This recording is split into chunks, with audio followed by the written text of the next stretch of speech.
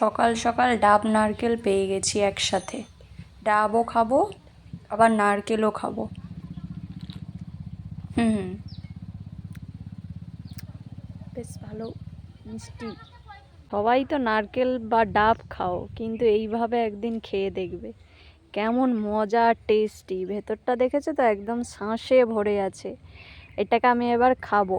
একটা পাই বলে খেতে আরো সুস্বাদু লাগতো, তো সেটা এবারে খাবো।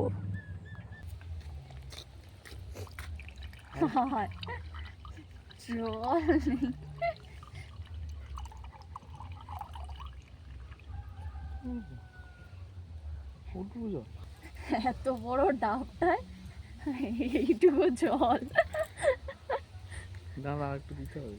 হলো না, ওই জন্য আবার একটা।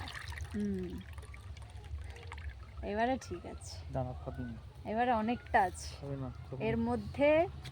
যে বড় ডাবটা দেখলে তার মধ্যে শাঁস আছে, সেটা এর মধ্যে দিতে হবে।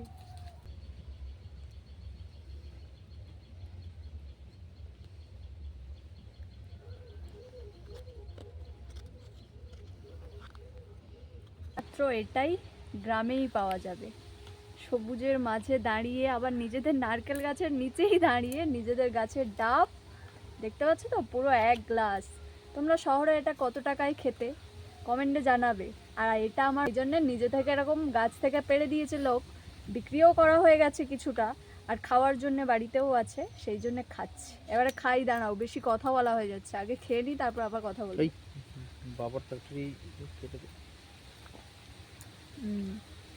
খেলে একটা শরীরের মধ্যে আলাদা অনুভূতি, শরীরটা ঠান্ডা হবে। কি কি উপকার সেটা সবাই জানো, আমি আর বেশি জ্ঞান দেব না, ঠিক আছে? চলো।